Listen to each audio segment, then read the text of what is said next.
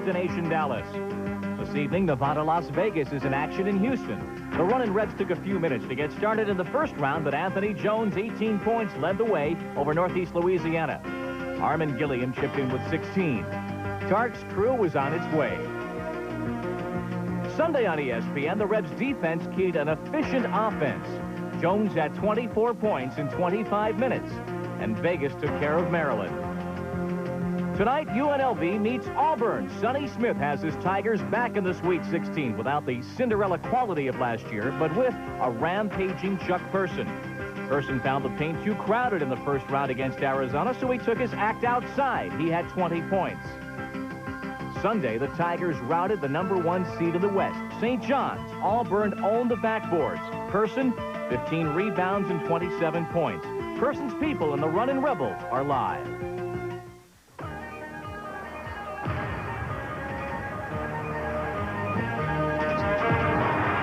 ESPN presents the 1986 NCAA Tournament. Tonight, from the Summit in Houston, Texas, the Auburn Tigers battle the UNLV Runnin' Rebels in a West Regional semifinal. This portion of tonight's game is brought to you by Bud Light, the light beer with the first name in taste. Everything else is just a light. And by Hyponex Lawn and Garden Products. Hyponex, spread the word.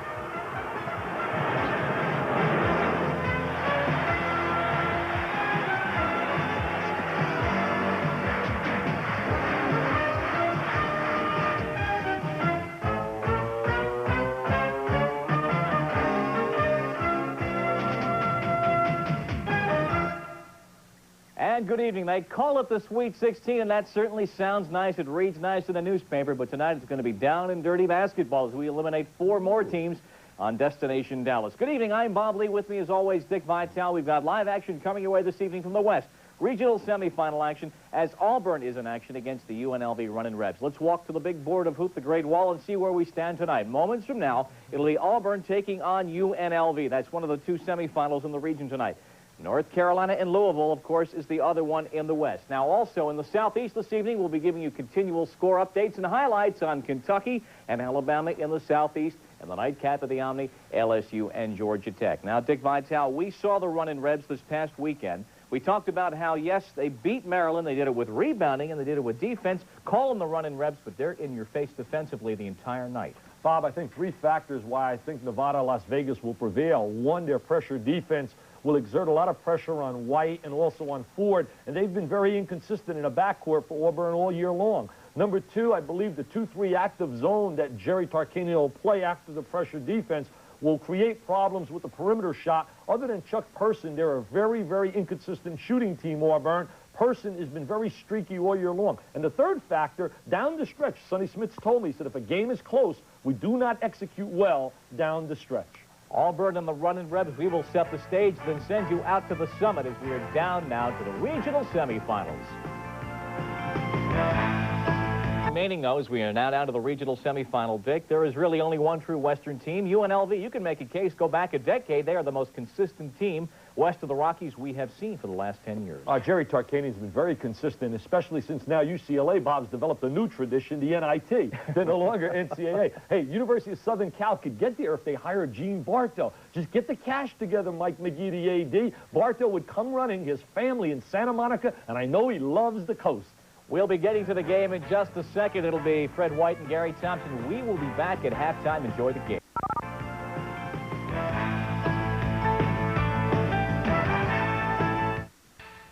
Thumbnail analysis, Dick Vitale. If you stop Chuck Person, do you stop this Auburn team? He's at 20 and 27 points so far. Bob, Chuck Person's one of my all-lottery selections, certainly a great talent, but Chris Morris can be spectacular. Also, the kid Moore inside can score as well, and Michael Jones off the bench is an offensive threat.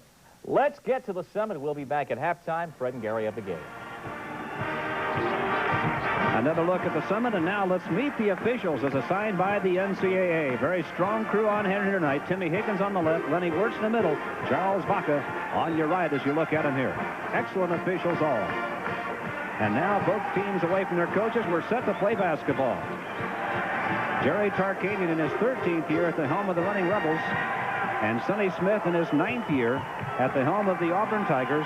Auburn in the NCAA tournament for the 3rd straight year. UNLV in their 7th NCAA tournament and their 4th straight. Auburn in their traveling blue uniforms. Nevada, Las Vegas in home gray, trimmed in red, and Nevada, Las Vegas with a basketball. Anthony Jones. Back out front to Mark Wade. Auburn immediately sets up in zone. 3-2, and was talking to Sonny Smith, and he said they've been predominantly a man club, but he said he was going to come out in zone, UNLV. Wade with a lob in the middle, and the shot misses by Armin Gilliam. Auburn takes it away. Good block off, check off the boards that time by Jeff Moore inside. From the deep corner, Chris Morris fires and misses. Nevada, Las Vegas trying to dig it out of there, but they kick it away out of bounds, and Auburn gets the basketball back. So we're underway in Houston with West Regional action. And rebounding is going to be crucial in this basketball game. Auburn's been a strong rebounding club. They've out-rebounded 24 of the 31 opponents. Jerry Tarkanian is worried about that a little bit. His club has been inconsistent on the boards. Oh, Chuck Person from the top of the circle drills one, and Auburn draws first blood. We said top of the show that he can go inside or outside. There he shows you his range. Person, a 6'8" senior from Brantley, Alabama, 52% shooter, averaging 21 points a game, and there's the ball taken away. Gerald White, deep corner, Person off the front of the rim. Frank Ford in a rebound battle couldn't come up with it. Now Mark Wade for UNLV. It's knocked loose, intended for Gilliam. Back comes Person.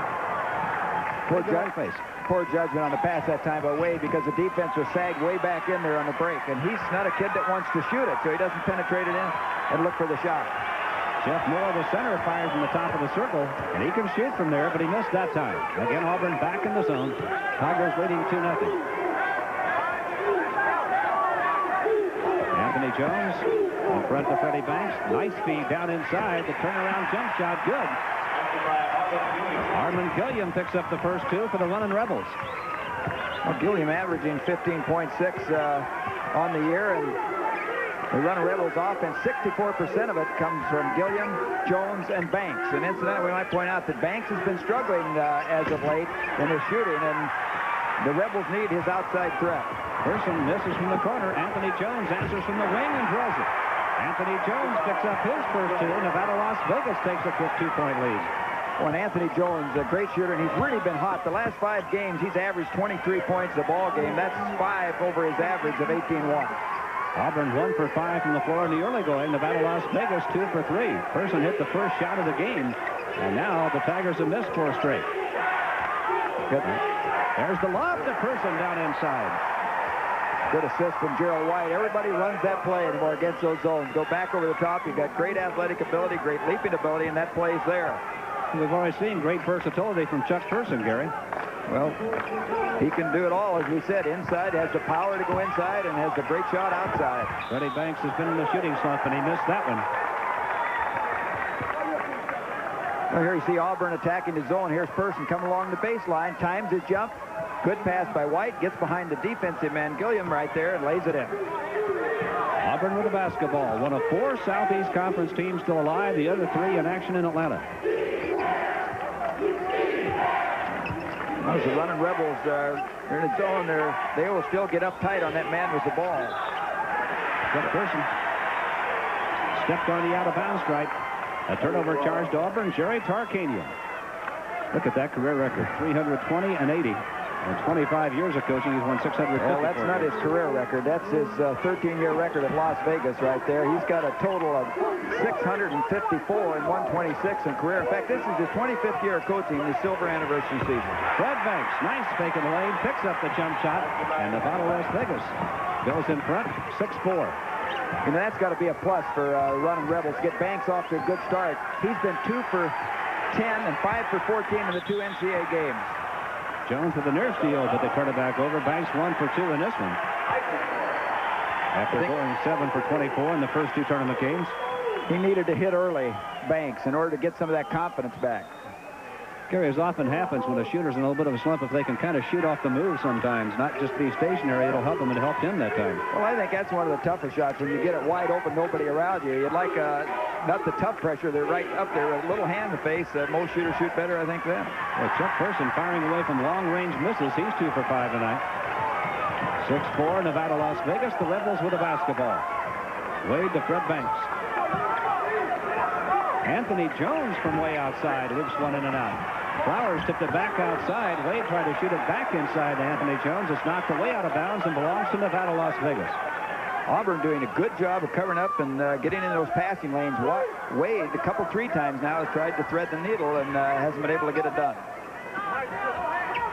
Wade. Got Jones chasing the baseline. Don't look for the point guards to shoot it very much in this game. Wade gets it down in the lane. Armand Gilliam turns around, drops it in. He has 4 points, and the Rebels up by 4, 8-4. And Gilliam, a strong player, 6'9", 230 inside. He gets it down in there. He's going to be tough. Right to Ford. You notice they play a 1-1-3 zone. Jerry Tarkanian calls it as amoeba zone. Jeff Moore, the center, coming out on the wing to take the ball. Frank Ford. Anthony Jones covering Ford there on that side of the zone, and Ford kind of bumped as the ball comes in the lane. Saved over there by Chris Morris. Gerald White. Now Moore, Person sets up at the high post. They got him. Turnaround jumper off the heel of the rim. Frank Ford with a tough offensive rebound. Going to be called for a walk. Ford saying he was bumped as he came down with the ball. Sonny Smith's got a word for the official as he comes by. And that's not surprising. Ford's a good rebounder for a guard, averaging almost 4.5 rebounds a game. You see the ball coming out long there. Ford comes down with it, then loses his step. Called for the walk. Jones to Banks. Looked in at Flowers. Now they take it down inside, and Flowers with a jump hook. John Flowers' first 2 points. Nevada, Las Vegas leading 10-4. Flowers not normally a big offensive threat either, but against the zone, they're probably going to give some inside as they try to cover up on the wings on the good shooters. He only shoots the ball 4 or 5, maybe 6 times a game. They try to get it to Person in the lane, knocked loose, and Anthony Jones up court quickly for Nevada, Las Vegas. Smart move there by Jones. He was on a 1-on-3 and pulling up, take it out. Fred Banks from the deep corner, and Auburn's going to get a timeout. Nevada, Las Vegas is on them quickly here at the Summit in Houston. West Regional action. Timeout with 14:17 left in our first half. Nevada, Las Vegas leading Auburn 12-4.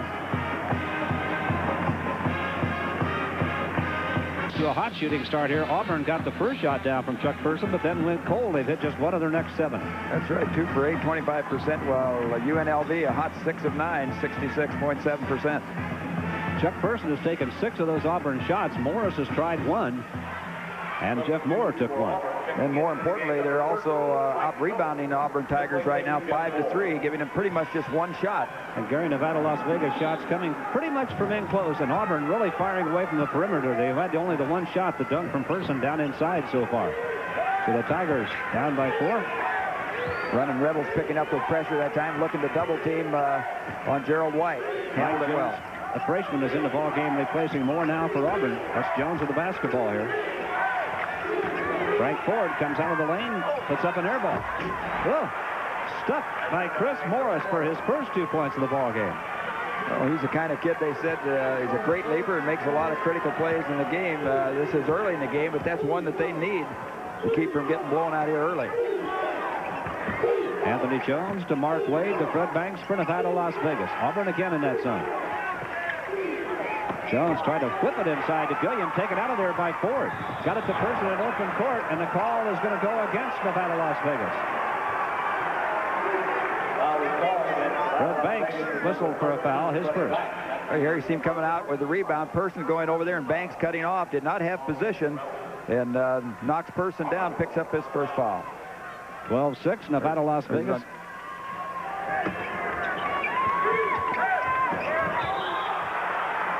A traveling call, and Auburn turns it over again.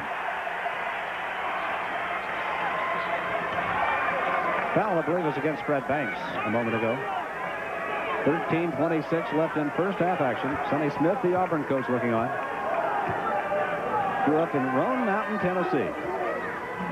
Smith really unhappy with something from the officials chattering away over there. Banks. As Anthony Jones was saying, overloading. He's running the baseline, overloading one side to another.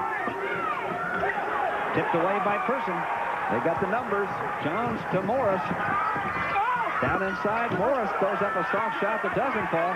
That's Person with the rebound, and he's fouled. Well, it wasn't. It was Frank Ford that picked up the rebound down inside. Boy, he is a strong rebounding guard. They call him the Baby Bull.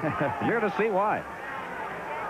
You'll see the action right now as we come back in. As they come down, they had the numbers on the mismatch. Goes up here, drops it off Ford, comes into Morris. He'll miss the shot, but then here's Ford following out here, gets a lucky break, falls into his hands, and takes it up strong and gets hammered across the wrist. Be to the line for 2. John Flowers' first foul, second foul on Nevada, Las Vegas. Auburn has not committed one yet. Frank Ford, a 6'4" junior from Kissimmee, Florida. Probably one of the most underrated players in the SEC Conference. Does a lot for this club, keeps them together as a leader, kind of a coach on the floor. 73% free throw shooter, and hits them both. So Auburn's starting to get back in it now. 12-8, Nevada, Las Vegas. 12:54 left in our first half. Good full court pressure here in a 2-1-2. Foul is going to go against Auburn as Mark Wade dribbled through the trap that time. It's on Terrence Howard, his first, and Terrence Howard in the ball game is an exceptional defensive player. Cat-quick type player, can really put on defensive pressure. Here, I mentioned Nevada, Las Vegas, the only team in the West left in the NCAA tournament. The Geodetic Center of the United States is on Meads Ranch in Osborne County, Kansas. They're the only team west of Meads Ranch in Osborne County, Kansas, still in this thing. Being a Kansas, to take you to know that, I guess. West Center, Kansas. Down the baseline. Banks shot in and out. That's Armand Gilliam moves it in and out, and Anthony Jones came down the baseline to stick it in. A run on Rebels crashing those offensive boards. A strong rebounding club consistently has been Auburn, but UNLV really getting up on the glass offensively. Got 3 tries. Nevada, Las Vegas has been having problems out rebounding people, but that time they got strong on the offensive board. Mike Jones getting heavy pressure now. Nevada, Las Vegas extending that defense. That's just what I was going to say, Fred. They've extended defense out. If they can find him, they ought to be able to get the person the ball inside. Jones steps into the circle, puts up the shot, and hits. The freshman gets 2 down for Auburn. Mike Jones, a freshman from Phoenix City, Alabama, has 2. Don't they call him instant offense? It didn't take him too long to get on the board. He wasn't bashful about it, was he? Mike Jones, perhaps the most highly recruited player in the history of Auburn basketball. Great All-American, averaged 22 points and 14 rebounds. Well, I'll tell you what, they're shooting the thing from a different area code here tonight. Everybody going at it from long range as Jones got an air ball. There's Armand Gilliam. Watch here, a strong kid. Look at that physical activity going inside right here between Person and Gilliam. It is rough. Jerry Tarkanian wants a timeout. I don't know what he's seen that he wants to change here, but Jerry Tarkanian used one of his timeouts here midway through the first half. 11:28 left in first half action here at the Summit in Houston. Nevada, Las Vegas leading Auburn 10. NCAA, and any use of this program without written consent is prohibited. The announcers for this program have been approved and contracted by NCAA Productions. Welcome back to the Summit in Houston. Fred White along with Kerry Thompson. On second chance points, Auburn a little stronger on the board so far than UNLV, although the Rebels just got those 3 cracks at it and converted 1. UNLV has, of course, had 4 offensive rebounds, but they got 2 at that 1 crack. You saw Sonny Smith there a moment ago, the Auburn head coach. Anthony Jones, the splendid forward from Nevada, Las Vegas, the PCAA co-player of the year, and the most valuable player in the tournament. Auburn trapping now out of that zone. Banks. Good penetration by Banks. Great pass. Inside to Eldridge Hudson. And it's out of bounds. Still belongs to Nevada, Las Vegas. Frank Ford thought it was off Hudson's hands. Hudson battling the flu in the lineup for the first time tonight. Good job for practice yesterday because he was being ministered to. Excuse me, Fred. I was going to say, good job by Banks there. They double teamed. They kicked it out to him right away. He penetrated because has a mismatch of people in there. Banks. I think that basket was going to count. There's a foul down in the lane. And that's against Eldridge Hudson, who just came into the lineup for UNLV. A 6'7" junior from Carson, California. 33, Eldridge. We said it's rough underneath those boards. Here again, you see the inside play coming up, and they called that on Eldridge Hudson right there, 33. 14-10, UNLV leading Auburn here. Frank Ford. They had Nevada, Las Vegas a little bit out of whack that time, but they didn't press the attack. Now Mike Jones is fouled. The shot goes in the air. It's good. The basket went in, but I don't think it's going to count. Charles Vaca, the official, has called the foul on Eldridge Hudson, and that's his second foul since coming into the ballgame. It didn't take him long to pick up 2. Basket did not count. Hudson, as you can see, a very husky young man. Had a serious knee injury his freshman year and has battled his way back. Almost total reconstruction of that knee. Terrence Howard now at the point for Auburn. For Mike Jones. Chris Morris tried to feed it down inside. Hudson got a hand on it, knocked it out of bounds. It belonged to Auburn right in front at the UNLV bench. Jeff Moore returning now to the Auburn lineup. The Tigers center, a sophomore from Birmingham, Alabama. Terrence Howard at the point, a sophomore. Young ball club. Yes, it is. Got off to a slow start. They're picked for a high finish to win the SEC. Got started slow, but Sonny Smith said he'd look for the club maybe start slow and come on because of their youth, and that's just what they've done. Sonny Smith, as I mentioned, from Lone Mountain, Tennessee originally. Interesting guy. Coached at 4 high schools, including Pine Knot, Kentucky, and Low Gap, North Carolina at one time.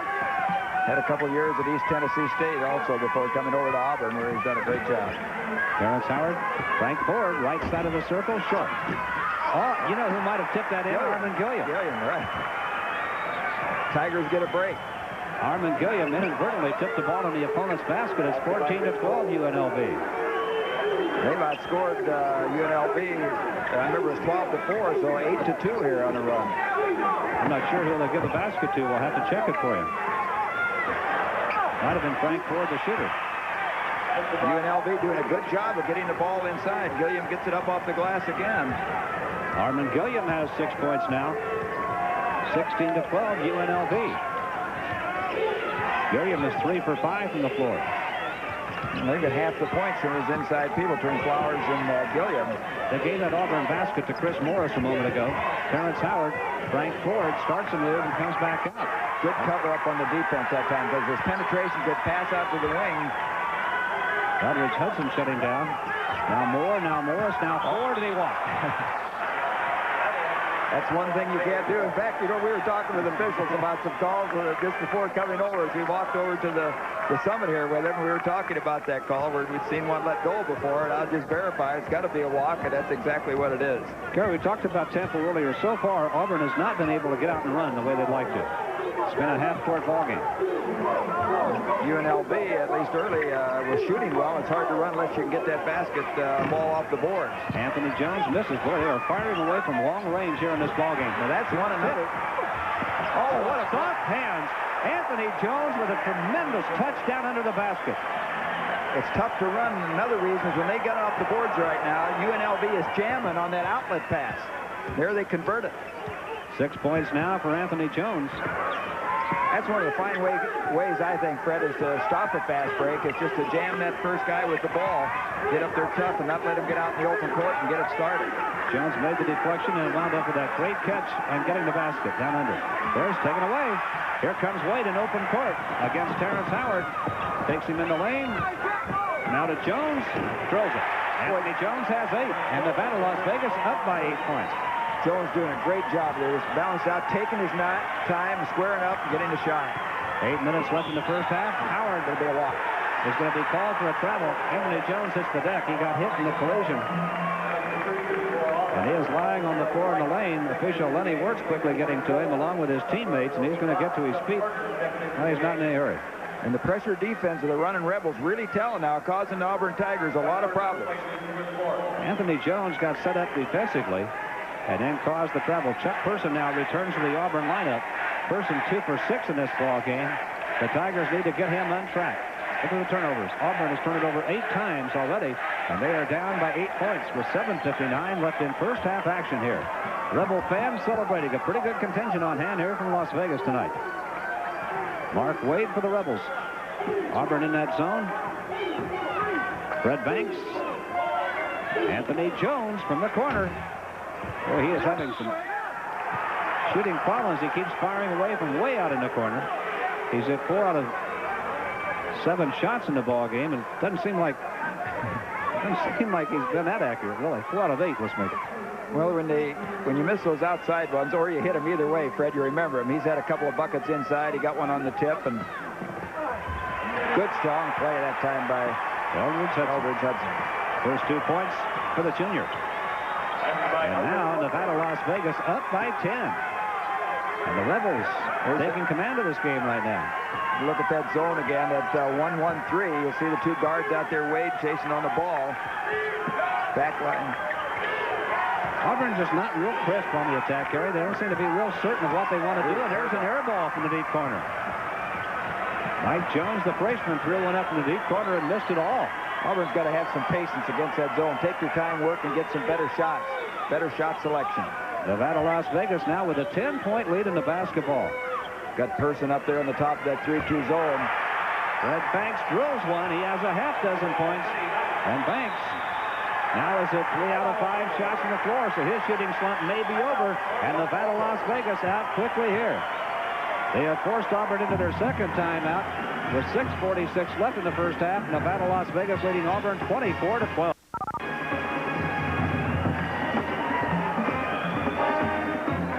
Fourth time this year. Ed Davender will put this hoop in with the assist to Kenny Walker. Kentucky has control of this game 20-15 midway through the first half. Now let's return to Houston and Fred White.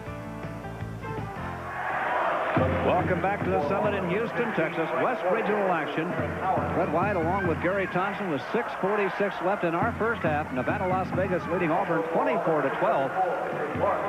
Points off turnovers so far. Nevada, Las Vegas with 10. Auburn with just 4. Auburn has hit just 5 of 15 shots from the floor. Nevada, Las Vegas has put up 6 more shots. And they are 12 for 21. Nevada, Las Vegas has scored 10 points, 9 in a row in the last 8 minutes. And Auburn has just been stuck. And coming in, it was just the opposite. UNLV won both games in those first and second rounds, shooting 41.2% and 42.8, which is tough to win. I don't know how they did it shooting those percentages. Chuck Person simply cannot find the range. And the Running Rebels up by a dozen with the basketball with 6:22 left in first half action here. Those UNLV wins were, of course, over Northeast Louisiana and Maryland, which they defeated for the second time in the season. Auburn having shooting problems, firing away from way out on the perimeter. Banks from way outside, and he may have regained his confidence, Gary. He has really got it going. That's exactly what they needed. And one of the reasons I think Sonny Smith went to the zone was UNLV hadn't been playing against much zone, and the other was that they were not shooting the ball at the wing positions that well. Auburn went 1-3-1 zone, trying to change it up. They had been 3-2. Banks is averaging 18 points a game. Gary mentioned earlier just 7 for 24 in the first 2 games in the tournament. But it's 5 for 7 here tonight, and Chris Morris takes it inside that time for Auburn. That's where they need to try to attack the zone. They need to get it inside a little bit more, get their shooting going. They've been living all on the outside, having shooting. Good penetration by the guards, forcing the defense to come up at times where they could kick it inside. Anthony Jones from the deep corner. Notice UNLV overloads that on one side. And Banks, he's just kind of, you notice him kicking his feet up every time, hoping that ball's going in, and he is getting nothing but cords here in this first half. Red Banks has regained his shooting touch. He has a dozen points in this ball game now. I think a 10. Gerald White to Chuck Person. Auburn having follows with Nevada, Las Vegas defense. There's the lob to Person. It misfires. And this time, it was there. Eldridge Hudson to Wade. Red Banks. That time he misses, and Morris clears the rebound for Auburn. The Tigers trying to get it up now. They're 3-on-2. Ford off balance, fires and hits. Tough shot. He had the numbers that time, didn't take it back to the middle. I was looking for that. They had 2 lane men on the other side. I was looking for the other lane men to come, him go back the middle, but he made a tough shot. First field goal for Frank Ford. 28-16, Nevada, Las Vegas by a dozen. Jones in the circle. Boy, they're running their stuff very, very well right now. Great job there again by Jones. I'm impressed with him. We knew he's a great shooter, but the way he gets it, comes out there tough, stops, gathers himself, doesn't force it, gets under control. Morris came down the baseline. He's called for a charge. Everything going wrong for Auburn right now. Morris got down under the basket, then picked up a charging foul as John Flowers got in good defensive position here. Trying to go inside. Here's the pass to the baseline. Morris goes in. Now you see the defense coming over. He set and planted, and a good job by Gilliam of turning the man loose and letting the support defense come up and take him. Ralph Readout, one of the assistant coaches, sitting next to Chris Morris on the Nevada-Las Vegas bench. Ralph, a part-time coach now, but was full-time with Jerry Tarkanian back in those running days, 73 through 79. He coached there as a full-time. Wasn't Chris Morris, excuse me. He's on the Auburn bench. Or on the floor rather for Auburn. Ford to Gerald White. They've got Person down under. He's there. He's stuck it. And that's one of the first baskets I can remember they really got off a pure transition. I didn't think he was going to see Person in time because he was wide open for about a count or two before that. Boy, Person in the first two games in the NCAA tournament picked up 47 points and 23 rebounds. Auburn back within a dozen. 3:21 left in the first half. The Tigers undoubtedly would love to get it down into single digits now by halftime. Banks. If they can do that, I think they'd feel pretty good the way they've shot in this first half, early part. Anthony Jones had it knocked loose by Morris, saves it. Auburn, to me, just not move. There they show some quickness as Ford gets in the middle and makes interception. It did not seem to be as quick right now. The foul committed by Mark Wade in Nevada, Las Vegas. His first. That's only team foul number 5 on the Rebels, and Auburn's committed only 2 so far. That's the Auburn Tigers trying to get out, get that running game established. Ford goes down, goes up, gets grabbed right there on the arm by Mark Wade.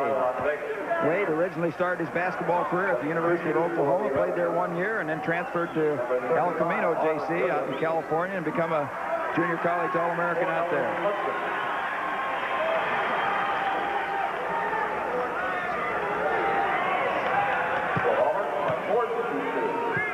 Frank Ford on the free throw line. Looking at the Nevada Las Vegas bench. There's Ford's free throw good. He's 3 for 3 and has 5 points.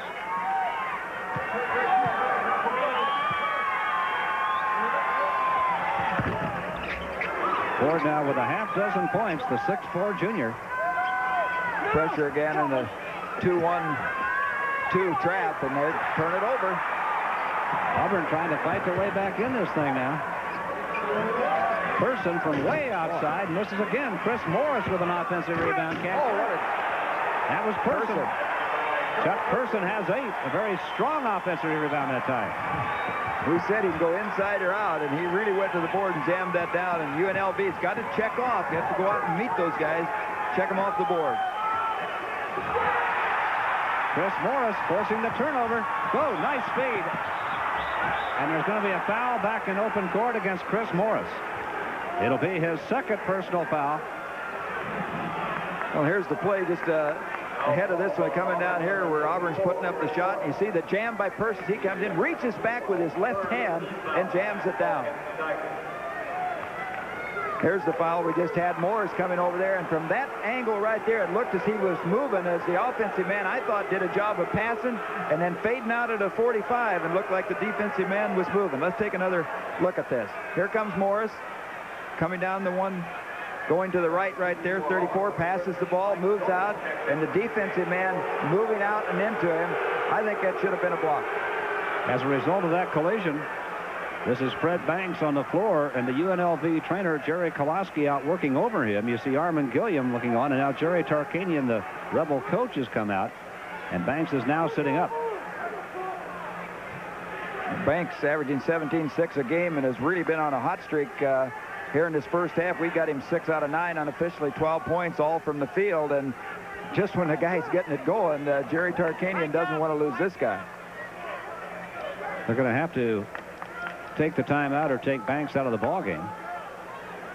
And the officials, Charles Vaca, talking to Jerry Tarkanian, I think he just said we're going to take him out. You can see the concern on the Auburn bench. The Tigers off to a very slow start here, have hit 9 out of 22 shots so far in this ballgame. Banks still, boy, he's not able to get to his feet. That was a pretty good collision up there. Nevada, Las Vegas mentioned 4 straight PCAA championships for the Rebels since joining the conference in '82. They have gone 64-6 and 11-1 in the postseason tournament, led by that man, Jerry Tarkanian. There goes some of their offense. Banks, Gilliam, and Jones have scored 64% of the Rebel points this year. He's their number 10 all-time scorer at UNLV. He has a chance next year maybe to become their number 1 if he has a great year. Now we'll get the substitution for Nevada, Las Vegas. It's going to be Gary Graham, a 6'4" junior from Baltimore's Dunbar High School, coming on the floor. One of 12 graduates of Dunbar playing in Division I now. And that's not a good trade-off, Graham for Banks offensively. Graham's an excellent defensive player and usually comes in to stop somebody, but he averages only 3-9 a game, and you lose Banks at 17-6. Auburn with a sudden burst has moved within 9 points in Nevada, Las Vegas now, and Banks, who has the hot hand, is out of there. Jones had the pass deflected, but saved that time by Nevada, Las Vegas. Saved by Graham. Jones dribbles through the trap. Nice pass. Boy, that was a great pass. Just an underhand flip.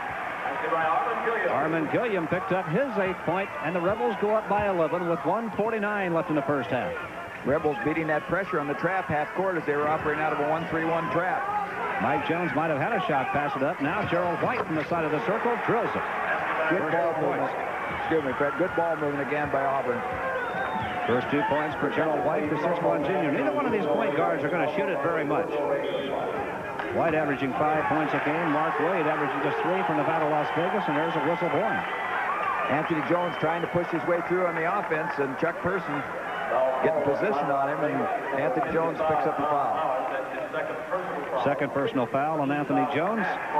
6'7" senior from Washington, D.C. A transfer from Georgetown. 1,000-point scorer. Gerald White.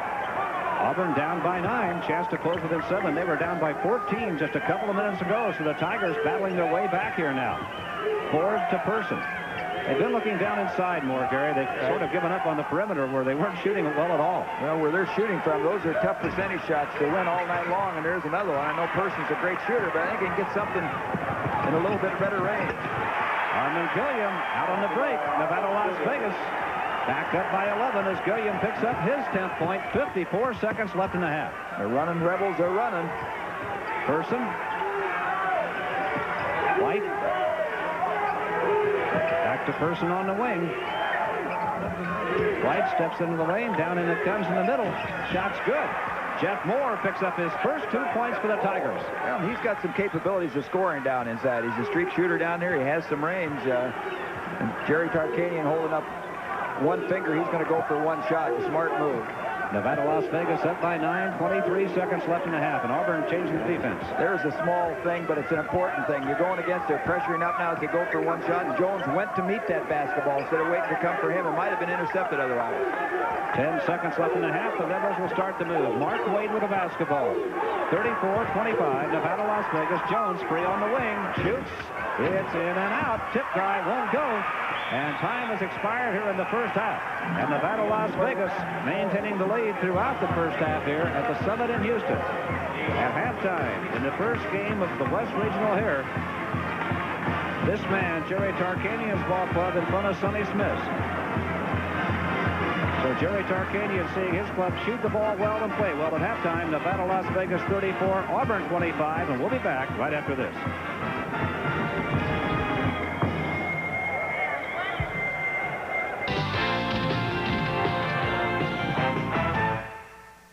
Regional semifinal action. It was at one point a 14-point lead for the UNLV Runnin' Rebs, and right now a 34-25 halftime lead. Live on ESPN, along with Dick Vitale, I'm Bob Lee, and so as we keep an eye on everything else happening tonight, Kentucky's game, by the way, with the Wildcats leading it by 5 inside 2 minutes to go in the first half of the Omni, that game against Alabama. Let's talk about the game that we're interested in right here. We talked about leading into the game, negating Chuck Person. You didn't hear his name mentioned at all till the latter minutes of the first half, and also the shooting, which you correctly analyzed. Auburn couldn't buy an outside shot to begin with. Bob, anybody that's watched Auburn all year, one of its real weaknesses has been the perimeter jump shot. Other than Person, who's a very streaky shooter, but a great talent. They're a very, very streaky shooting team. However, they got to be very happy now going into the locker room 9 down, because I thought it was getting ready for blowout city. And also psychologically, here's an example of the shot clock, how it is a factor, because you're Sonny Smith now, and you know at Auburn that they have to shoot the ball every 45 seconds, meaning Las Vegas. Right. Therefore, you know you're going to get the ball back, so you don't have the fear factor and the panic factor to fear the delay game. Auburn, one of the 4 SEC teams that are still alive in this championship tournament. As we said at the top of the game, UNLV over the last decade, you'd have to say there is no more consistent true Western team than the Runnin' Rebs. And yes, they can play defense. And at this point right now, looking to move on. And, of course, the other game this evening in the West, what a matchup. Well, how much experience can you cram onto one court when Denny Crum takes on Dean Smith? You're talking about just a great matchup and a lot of size. I'm reading reports where people say that the big guy hasn't been dominant in the NCAA tournament. Somebody better tell that to Jimmy Boeheim and David Robinson and introduce him to him. But here you're looking at some great big people. Purvis Ellison, the true great freshman center in America, and also Brad Daugherty, some people say will be the first selection of the NBA draft.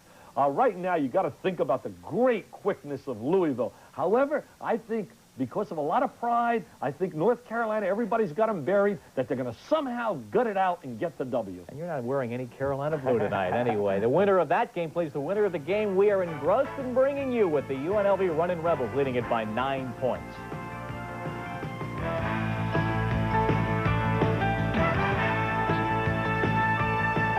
Is brought to you by MasterCard. MasterCard International. Master the possibility. Welcome back at halftime. I'm Bob Lee, with me, Dick Vitale. The other game ongoing this evening in the Southeast, the first of 2 games to be played tonight at the Omni, has just gone to halftime with Kentucky holding a 4-point lead now. That's a 32-28 halftime lead over Alabama. We'll be updating you on the score throughout the evening on that one. And Alabama, on a couple of occasions, Dick, as we were watching that game, appeared to be on the verge of being blown out, but it didn't happen. Well, they got such great talent when you're talking about Buck Johnson inside, and also Terry Connor's an outstanding point guard. But I love Kenny Walker. The one great common denominator of Kenny Walker is that he plays with such intensity every time he takes the floor. And really, that reflects the great personality of Mr. Eddie Sutton, because when you talk about a great coaching job, Mike Krzyzewski, Eddie Sutton, and Lou Carnesecca this year, those 3 guys, to me, 1, 2, and 3, rank as the 3 great coaching jobs of 1986. Well, with all due deference to Coach Joe B. Hall, Kenny Walker 3 years into him, he was a tremendous player those years. Coach Hall probably sitting back with his feet up tonight, this time of the year for the first time in a number of years. We're at halftime right now. UNLV 34-25 lead. We will continue right after this word.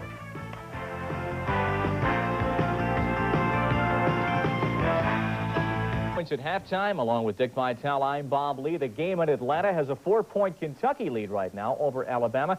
Winner of that Wildcats game will be taking on the winner of the LSU-Georgia Tech game. All right, let's forget, Dick, about the idea, the entire question of home court advantage. It's going to be a Georgia Tech home court, despite the fact Bobby Kremens says it's been sold out for 2 months. Maybe our fans couldn't get a hold of tickets. They can get a hold of tickets for tonight. Bobby Kremens can give you all the con job he wants from out of New York City, and he lays all that con. Let me just say this. He knows it's definitely a great advantage because of the travel factor. You don't have to travel. And number 2, they are familiar with the Omni. And number 3, they will have a lot of their fans there. But number 4, the biggest asset they have going is their great starting 5. And the difference will be the big guy again. The big guy will be a factor, John Sally. And I think anytime you go to a tournament like this, Bob, and you got the big guy on your side, you got a great chance of getting that W. Well, you ticked off 4 reasons why Georgia Tech will win. Let me give you one reason to make Dale Brown's case. This is a team that has overcome so many things.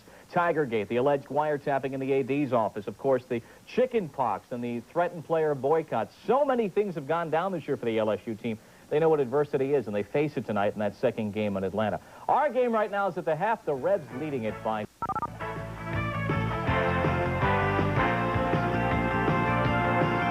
Eastern start. The Wolfpack of NC State, they have known what tight squeezes are in this tournament. They had a tight one to start out against Iowa. Then they went, of course, to double overtime against Arkansas Little Rock. So they know exactly what it's like come crunch time in this championship tournament. Iowa State, on the other hand, looked so good on Sunday. Cyclones were not afraid to take it right at Michigan, and they did. So Jim Valvano knows what he's facing.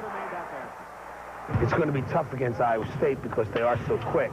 And we are concerned about their pressure defense, too, but we've been facing that a lot lately. Well, we watched them a little bit against Michigan, and they're sort of similar to Arkansas Little Rock. They're a small team, they're scrappy, and they play real hard, and they have good guards. So I think we're going to have our work cut out for us again.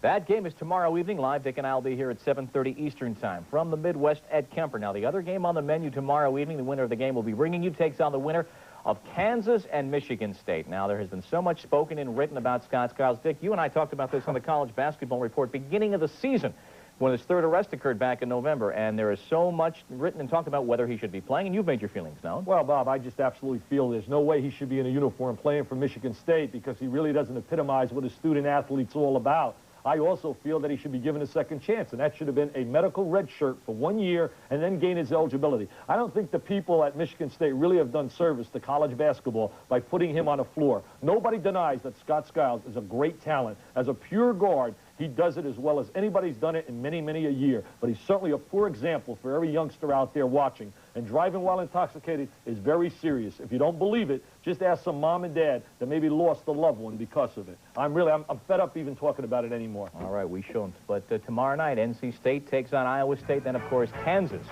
takes on Michigan State. Our game, 7:30 Eastern Time. We'll have that action. We'll also be getting back to this game in just a moment with Auburn down by 9.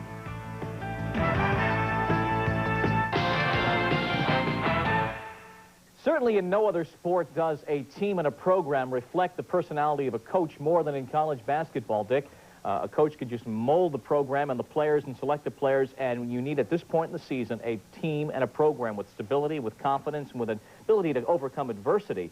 You see it reflected in some of the coaches. First of all, you need talent, Bob. Oh, I definitely got to have the talent, number one, because if you don't have too many Bo Dereks, you got too many Phyllis Dillers, you're in trouble, and you better have some Bo Dereks. But I agree with you. I think like Jimmy Valvano, emotionally, he really gets his team primed at tournament time. And every year, it seems at tournament time, they're making that run. Last year, they were eliminated by Lou Carnesecca and St. John's, but then they had the run where they won the national championship. This year, I don't think many people gave them a shot right now, and yet they have a chance yet to go to the Final Four, even though I think if they get by Iowa State, there's a team lurking out there by the name of Kansas and Larry Brown, who I think is too strong for the Midwest region. There's a team in the East, though, whose coach wears the emotion right here, and no one gave him a snowball's chance in Bristol of being there. I'm talking about Cleveland State. Well, I'll tell you what, Cleveland State has some talent now. All you have to do is switch their jerseys, put them on a school that says, like maybe Georgia or Alabama, and people would give them a respect. Mouse McFadden can play, so do Clinton Smith and Clinton Ramsey. Reds are leading it by 9 points. Fred White will continue with Gary Thompson. This portion of tonight's game is brought to you by UPS. Whether it's for overnight letters or packages, UPS runs the tightest ship in the shipping business. Summit in Houston, Texas. Fred White along with Gary Thompson. Auburn in the first round, defeating Arizona by 10 at 73-63, and then shocking some of the nation by taking St. John's out by a whopping 16 points. The Rebels in Nevada, Las Vegas, getting by Northeast Louisiana by 24 in the first round, and moving by Maryland from the ACC, their second victory over the Terps this year, 70-64. Fred Banks back on the floor. Gary, he came out with the leg all wrapped up. His left thigh was really strongly wrapped. He shot a few and had him take it off. They might have had the wrap. We couldn't see, or they might have had ice on there wrapped around when they took it off, trying to keep any swelling down. Chuck Person's first shot of the second half, good. He took down his first shot of the first half and then went cold. Now he picks up his 10th point of the ball game. He's 5 for 11 from the floor. Banks had a hot shooting first half for Nevada, Las Vegas. He has 12 points. Well, we've got Auburn now, as we talked about, going man-for-man defense. And Anthony Jones misses. Gilliam right back up with it. Armin Gilliam has 12 points. They can't afford to give up that offensive rebound if they want to get back in this game. 36-27, Nevada, Las Vegas. White to Person from the top of the circle. Brawley. Chuck Person has 12. Well, 4 for 10 or not, he's come out firing here and getting 2 down. Chuck Person, not voted a first-team All-American, said that hurt his feelings, and he has set out in this tournament to show people that he should be a first-team All-American. Well, he had 27 points, 15 rebounds against St. John's and outplayed Walter Berry. Fred Banks to Gilliam at the top of the circle. Person comes out to cover. Flowers kicks it back out. Banks from long range. Fred Banks continues to shoot well. He has 14 points now, and he is 7 for 10 from the floor, most of them from long range, after being in a shooting slump the first 2 games in the NCAA tournament. He was 7 for 24 in those 2. Banks been in double figures 31 times this year out of their 37 games. Frank Ford misses. The Rebels on the run. Wade almost mishandled it. Now Banks. He's just lighting it up right now. Fred Banks with 16 points. Well, I thought that little bobble right there might have cost them 2 points because they had the numbers 3 on 2. But when you got a guy shooting like Banks, it doesn't make any difference whether you get a layup or a 15, 18-footer the way he's shooting. The Rebels up by 11. One of 3 teams in this tournament that have a chance to break Kentucky's all-time victory total. There's Person. You know, and he's calling for the ball in that zone. They come around. I saw him with his hands out asking for it. And they're going to have to start spotting up on him even from that range because he can get hot. He's 3 for 3 in the second half now, is Chuck Person. And now 7 for 13 in the ball game. Double pick that time on the baseline for Jones. Doesn't come off quite tight enough where he can lose his man. Banks loops it in and out. Jeff Moore rebounds for Auburn, and here come the Tigers down by 9. Lead pass for Morris is out of bounds. Nevada, Las Vegas gets it back. You know, Sonny Smith doesn't mind it. I watched him get up over there on the side. There you can see him clapping it for his team, and he says he wants them to run. We'll throw it away a few times at breaking, but every time we get the basketball, we want to come out running. Sonny Smith, of course, resigned at Auburn last year and changed his mind and stayed and has brought his team back to the NCAA. Anthony Jones from way outside with his 10th point. Boy, does he do a great job of squaring up the basket. He comes off those picks, and when he receives the ball, he just steps in and he squared up to the basket. Person took it through the legs and shoots and misses. Rebound battle. Shot good. That was Frank Ford, the guard, going down inside to pick up his 7th point. Well, he likes to get down inside. Likes to mix it up underneath there. As we said, a good rebounding guard. 4.5 rebounds a game average. Well, Jones put it on the floor but was able to save it. Back outside, the way it comes. Pace picking up a little bit, Gary. They're starting to trade baskets now. Well, that's right, and it's man-for-man defense. That'll help pick up the pace for Auburn, maybe get them going. Gerald White to Frank Ford. Shot it too strongly. Oh, what an offensive goal. Morris' basket is going to count, and that could be big for Auburn. Morris with a hand on him, able to stick it back. He has 8 points. Well, there haven't been many fouls called, but watch the action underneath here. There's been physical activity. Look at him saying, get your hands off of me. They call him the Hammer, and he just hammered Chuck Person. Now, Chris Morris on the line. I think that maybe was just a tap, not a hammer. What do you think? Free throw good. Chris Morris with a 3-point play off a strong offensive rebound, and suddenly Auburn within 6. And the Tigers fighting back. Mark Wade got it up and then didn't shoot it. Chris Morris kicks it out of bounds.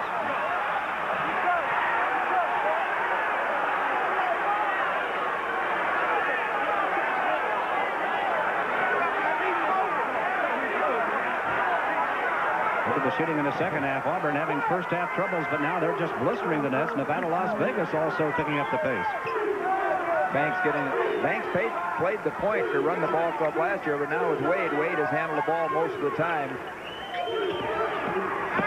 Banks off the front of the rim. He's missed his last 2 tries. Anthony Jones tried to save it. Chris Morris has it. Here comes Auburn down by 6. Gerald White from the wing. It's a 4-point lead to Nevada, Las Vegas.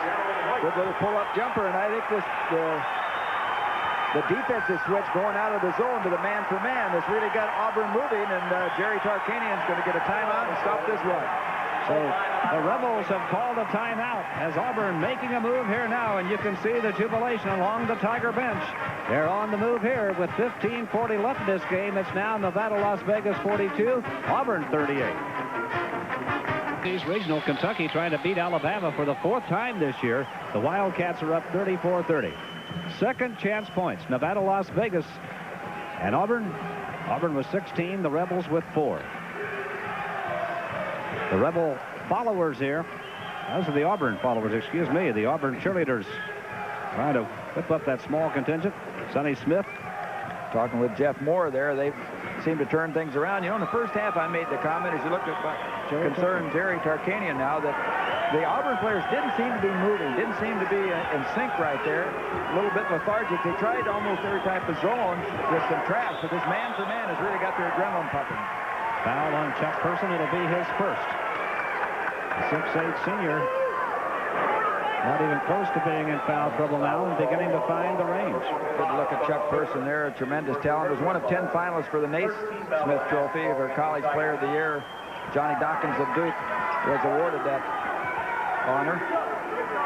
Nevada, Las Vegas with the basketball. Their 14-point lead down to 4 now with 15:20 left in this game. Well, they come zone on this possession on the ball out of bounds, but I'm sure they'll be back man for man. Banks. Anthony Jones. Nevada, Las Vegas.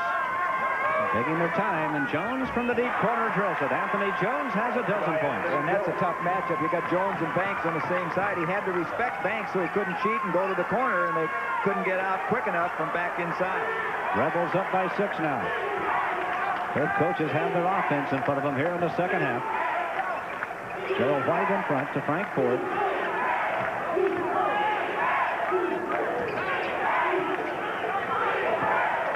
Jeff Moore back outside the person, works against Anthony Jones, and he's going to give the ball up. 1-1-3 zone. You'll see him rotate up back inside. Banks going out to get the wing.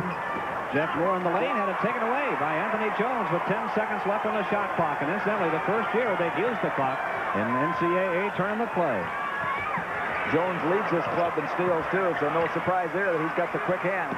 Jones got an air ball in the loose ball battle won by Chris Morris for Auburn. Gerald White with penetration down the lane. The dish to Moore. And the shot good. Jeff Moore has 4 points, and Gerald White set it up. Well, White's their man. He leads in assists, has a school record 202 coming into this game.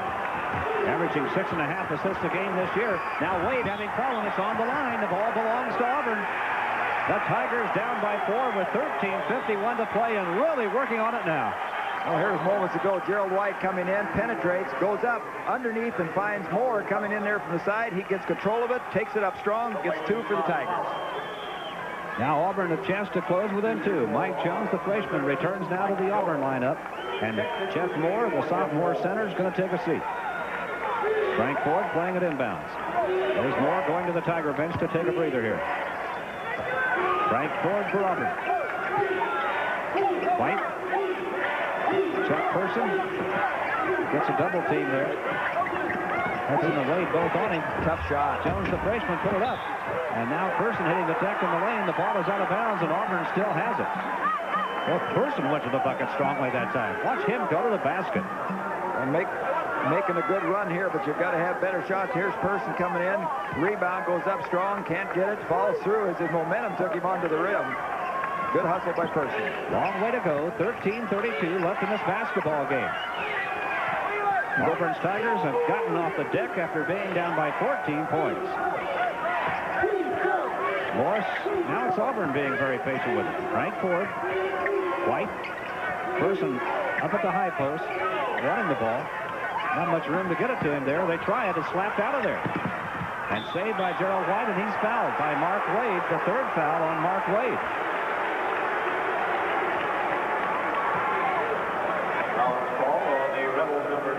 Well, White does a good job here. Gerald White hustling for the loose ball, comes here, gets his body in front, and then Wade cannot stop his momentum and pushes him, forces him out of bounds. And of course, college basketball or any basketball, you don't have a force out. You got to be a foul or a travel, and they call the foul. He's the first player in the game to come up with 3 personal fouls. As we mentioned, nobody's in any kind of foul problem so far. From the deep corner, the shot won't fall from Person, but saved by Morris. Auburn getting 2nd and 3rd opportunities now, Gary. Well, Running Rebels held even there in that first half, 13-13 on the boards, but they're owning them right now. I think that was a bad shot from Chuck Person. Took a little fade away from about 22 feet out. Well, they've made a good run here, and each time down, that's what I think. Jones took up a bad shot there in the lane. They did save possession, but you want to make good shots. Get yourself back in the game. Jones answers with a long-range try. It won't go. Ford battling along the baseline, keeping it alive, and it's out of bounds to Auburn. Ford behind 2 Nevada-Las Vegas people, able to get a hand on it and cause the deflection in there. Jerry Tarkanian looking on. Looks like a guy who came down on the bus with the rest of the guys from the Moose Lodge, didn't he? Well, what an outstanding coach he has been at Nevada-Las Vegas. Underrated, and for to say they don't play defense, but he's pretty cagey. They play some tough defense. And I think they played it probably better defense in the last few years than they did early when they were really running. Gerald White doesn't shoot much, but he drills that one. He has 6 points in this contest. He's 3 for 3 from the floor. 2-point lead now. He'd only been in double figures 1 game. That was against LSU. But in the 2 NCAA games, he was in double figures with 10 and 12. So he's been shooting the ball well here lately. Nevada, Las Vegas finding Armin Gilliam down inside as he picks up his 14th, and the Rebels go back up by 4 with 11:37 left in the game. And the battle is on now here in Houston. Nevada, Las Vegas, the only team in the West still alive.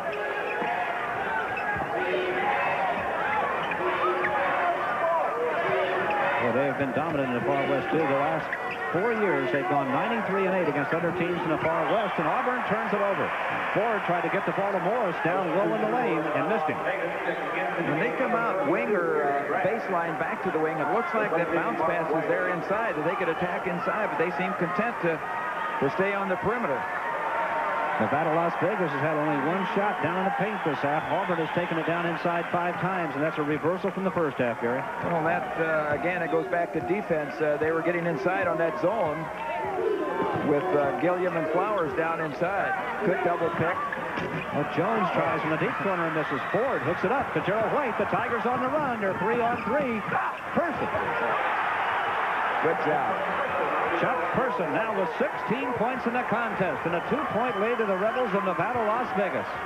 Auburn had trouble in the first half. I only think really got one basket out of transition. They busted open here in the second half, and they've got at least 2 already. Gilliam and Person wrestling down in the lane. The ball comes to Hudson. Now it's Gilliam. Mike Jones, the freshman, knocked it back out of there, but is called for the personal foul, his first. He thought he had a block. 46-44. Nevada, Las Vegas leading here with 10:34 left in the game. And that will put Armand Gilliam on the line, a 6'9" junior from Pittsburgh, Pennsylvania's Bethel High School, a 77% shooter. So Mike Jones there a while ago was voted the all-freshman team and probably the best freshman in the SEC conference this year. Gilliam, a wrestler in high school, just in his 5th year of organized basketball. Jerry Tarkanian, the Rebel coach, talking to John Flowers. Flowers really hasn't seen that much action in this game. Looped in and out. Ford clears the rebound. 3-point lead, Nevada, Las Vegas, with 10:30 to play.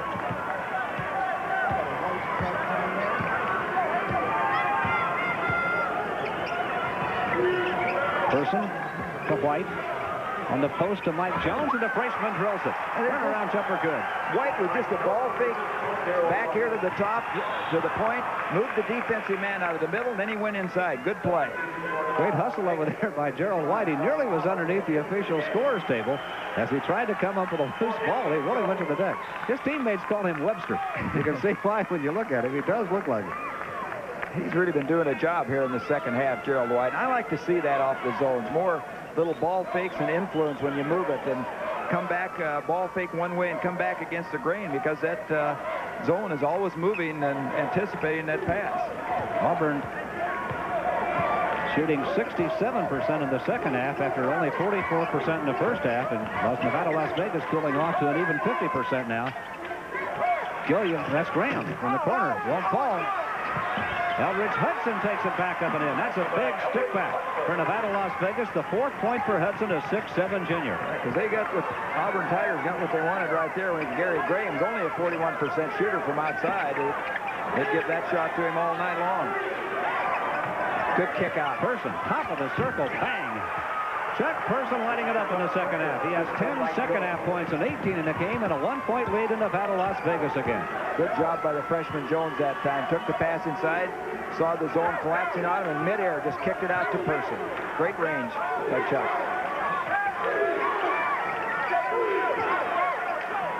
Red Banks trying to direct traffic there.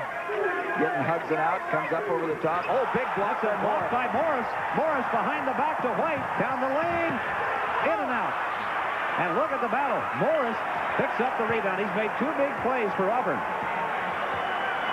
in a row. Auburn trying to get the lead here for the first time since the early moments of the game. You know, and I think what you'll see on that breakaway, I think it was White going down there, but as he went up, he rolls the ball, and that puts spin and rotation on it, hits the rim, and spins right out of there. And I can lay it up there without that spin. Jones got an air ball. Sonny Smith thought he was fouled, but he got whacked on the arm. Nevada, Las Vegas up by 1. Banks with a twisting turnaround jumper, can't get it, and a foul's going to go against Mike Jones of Auburn, his second personal foul, as they were shoving in the lane on a rebound attempt. Jones, a freshman from Phoenix City, Alabama. 3rd team foul on Auburn in the second half. Nevada, Las Vegas has been called for 2. It's been a remarkably foul-free contest. And a contest it is now. Timeout here with 8:30 left in this ball game. Nevada, Las Vegas 49, Auburn 48, and we'll be right back. goes up. Morris comes out of nowhere to block it. Watch him come down now. He'll give the ball to White behind the back pass. Can't get it back. Watch him now as he gets at the top. Look at him spin that ball off. See the spin on that rim. Just took it right out of the basket. Morris will come back and ended up catching the rebound. Jerry Tarkanian, the Nevada Las Vegas coach, looking on, and Kentucky now has opened a 5-point lead over Alabama in second half action at the Southeast Regional at the Omni down in Atlanta. Look at the second half shooting here. Auburn only 44% on halftime, really shooting it well in the second half. Well, that's exactly the percentage that Auburn shot in the first half. It was around 44%, and the UNLV was lighting it up 59. So shooting makes the difference. And Sonny Smith said yesterday, when we shoot, we look great. He said, sometimes we don't shoot very well. And he said, we don't look so good. He also said the only time we're not going to run is when we don't have the ball. Auburn has out-rebounded Nevada Las Vegas by a half dozen now. 16 turnovers, Auburn, 10 Nevada Las Vegas. Anthony Jones has gone cold from that spot. Now, Frank Ford takes the ball away. They're 3-on-1 against Wade. Terrence shoots and misses. They knock it back up there, and it's Jeff Moore on the third try for Auburn. Terrence Howard couldn't get the shot down, but Moore with the rebound, and Auburn leads for the first time since they were up 2-0. When they get it off transition again, it wasn't initially there, but caused a mismatch of people, allows them to go on the boards. Auburn doing a great job of getting on the offensive glass. 50-49, War Eagles, and Anthony Jones rearranges the scoreboard with a long bomb near the corner, and he has 14 points. Nevada Las Vegas up by 1. And he's been quiet for a while, but he gets a big one there, gets him back to lead. Good pressure by Wade on Terrence Howard. 7:23 left. Now you've got Jerry Tarkanian going man-for-man situation that worked well for Auburn. Let's see what it does for the running Rebels right now. Chuck Person. Terrence Howard did something to Minnie's coach Sonny Smith unhappy. He's going to get his other point guard, Gerald White, back in the game. There's a whistle blowing down in the lane. Play stop. Going to be on Graham, I think, right there. First foul on Gary Graham. Team fouls even at 3 apiece in the second half. Auburn has shot just 5 free throws. They're 4 for 5. Nevada Las Vegas has shot only 2. They're 1 for 2. And this club, UNLV, has shot like almost close to 700 free throws on the season. They're only 1 out of 2. But you're not going to shoot many free throws when you're out on that perimeter. You got Jones and Banks bombing away from outside. You don't get many fouls unless you're inside or penetrating. There have only been 15 personal fouls called in this game. 6 have been whistled against Auburn, 9 against Nevada Las Vegas. Now Flowers sits down again for Nevada Las Vegas.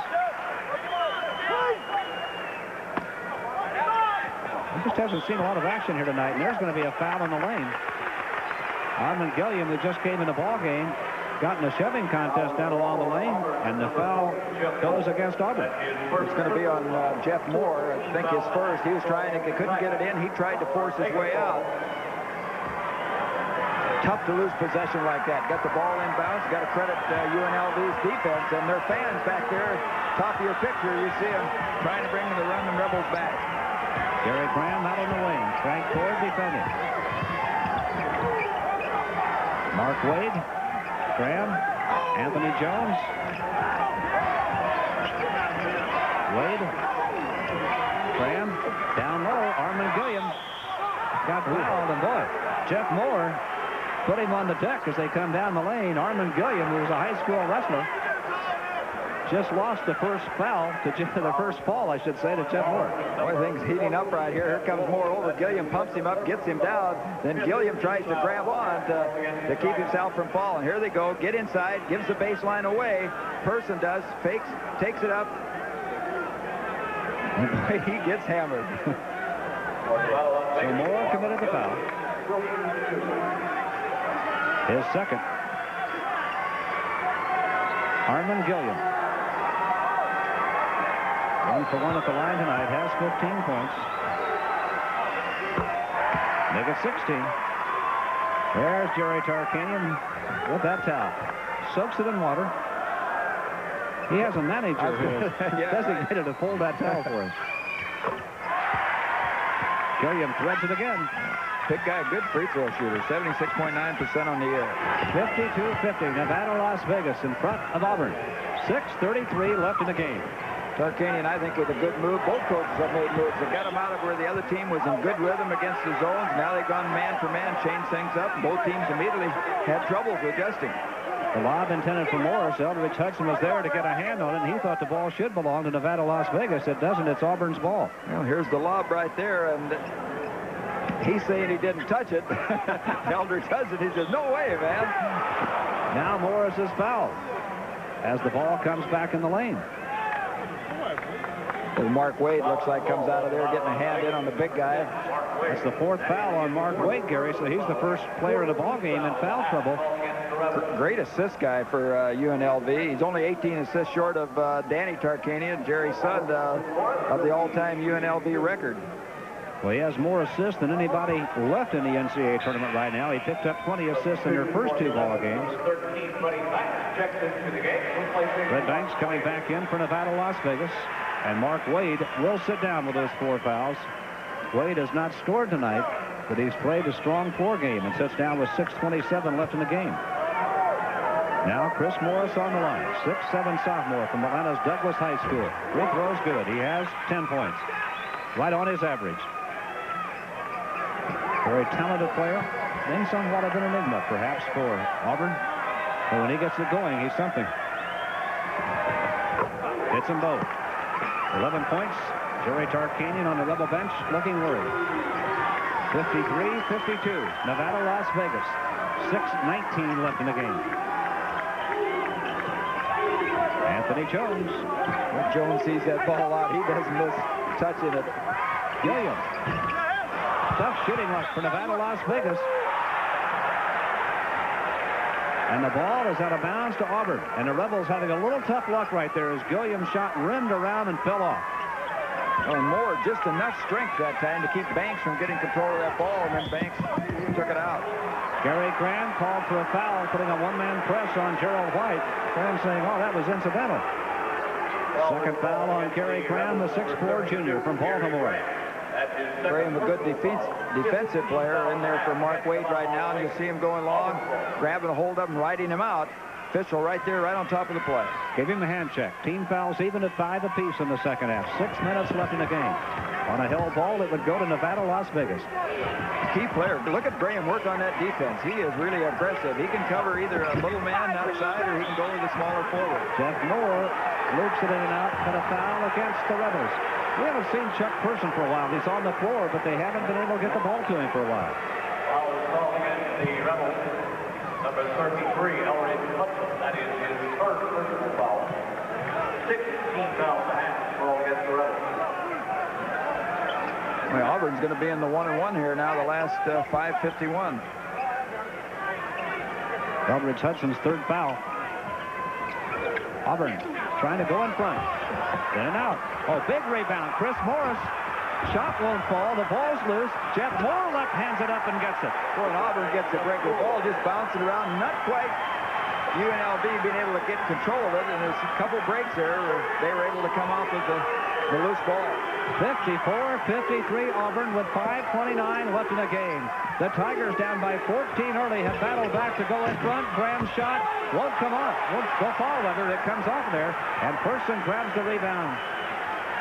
Auburn ahead with possession of the basketball for the first time in this game. Well, important right here, I think, is come away, make sure you get a good shot travel. Jeff Moore walks. Auburn turns it over. Sonny Smith calling him over to have a word with him. Yeah, I think what he's saying, hey, I want the ball inside. We got a man for man. Go down deep. Look for Person down inside.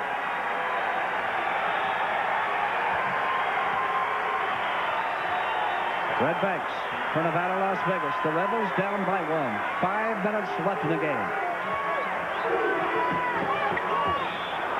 Great hustle that time. Gerald White. That's the second time he's been under a table in this ballgame. He is leading in under the tables in this game. That's 2. Must be a baseball player. He got the good slide. Great hustle by Gerald White, but Nevada, Las Vegas will still have the ball when we come back here. There's a timeout at the Summit in Houston. Auburn 54, Las Vegas 53 with 4:57 left. But now 54-53, 4:57 left in the game. Second chance points. Auburn with a 6-point advantage in that department. It's becoming a popular stat in basketball now. the second half shooting. Auburn shooting just 44% in the first half, up to 54% in the second half. UNLV, 59% in the first half, down to 40% in the second. Well, reverting back to the form they had in the first and second round where they only shot 41 and 43%. And Auburn now pulling away. They've out-rebounded them 10 here in the second half. And that's what Jerry Tarkanian was worried about, was that rebounding stat. The Rebels of Nevada, Las Vegas. His man-for-man defense has shut out Banks. He opened up with 2 quick baskets here against the zone, but since they went man-for-man, it's been Auburn's game.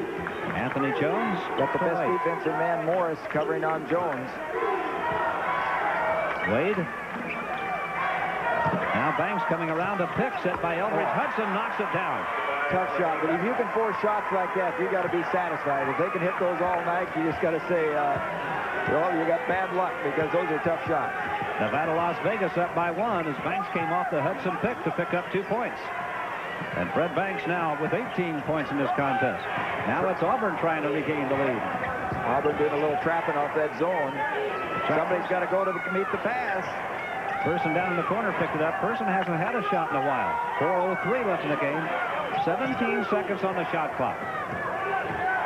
Tarkanian mixing up his defenses. He's been man-to-man, now back to zone. There's Chuck Person from the deep corner, and he now has 20. And there are the Auburn fans on their feet as the Tigers go back up by 1. The 6th lead change now. 3:45 left in the game. Person almost to his average. Average is 21.4 a game. Anthony Jones fakes. Chris Morris comes out and shuts him down. Wade. Now to Eldridge Hudson. Notice. There's Banks off the pick from Hudson again. That time off the heel. And look at Hudson. Back to Banks.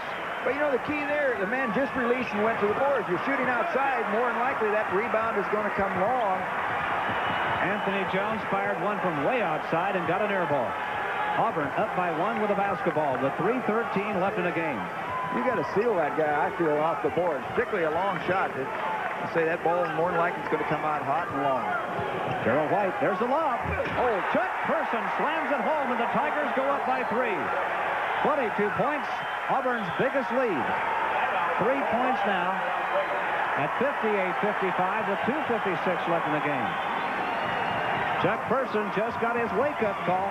2:56 left in this game. Auburn leading Nevada, Las Vegas by 3, and we'll be right back. Go to that zone. The Tigers try and counteract it by going over the top. Gerald White to Person's coming in and gets another one of those stuffs off the lob pass. Well, he took it over Eldridge Hudson, who's a very strong player down there for Nevada, Las Vegas, and now with 2:56 left in the game, Auburn has opened their biggest lead of the night at just 3 points. And the Tiger fans on their feet and roaring here at the Summit. Nevada, Las Vegas, at one time leading by 14 in this game. The PCAA champions having to come back now themselves. Well, they've got to get back to good shot selection. There they go inside with Jones. They run the pick, come from weak side to strong, and make something happen. Foul is called on Auburn, number 34. Chris Morris commits the foul. His 3rd personal foul. Mentioned Nevada, Las Vegas coming in here 33-4.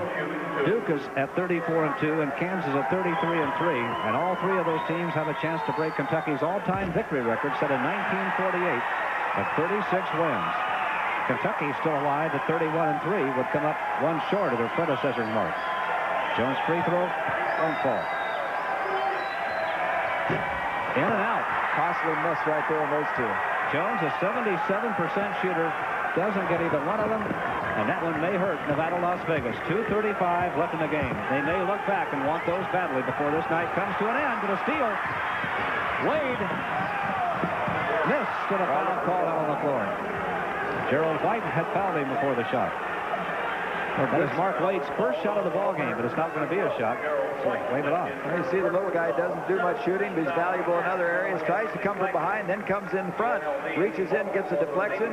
White starts to cut, and Wade, a good job there of just sprinting and beating him to the basket. Wade commits the foul out high.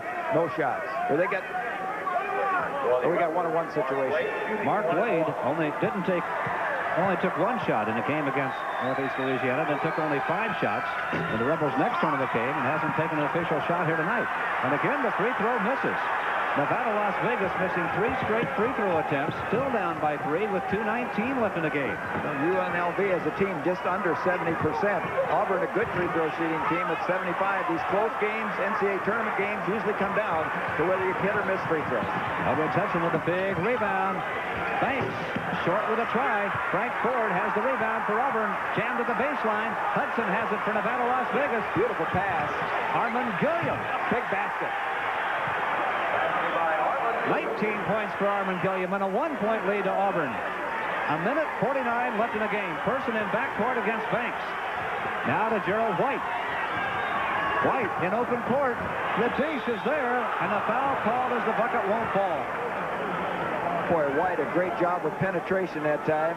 He is a good penetrator. Watch him right here. Beats the defense. Low dribble right there. Gets through. Look at the left hand. Passes off. Goes up.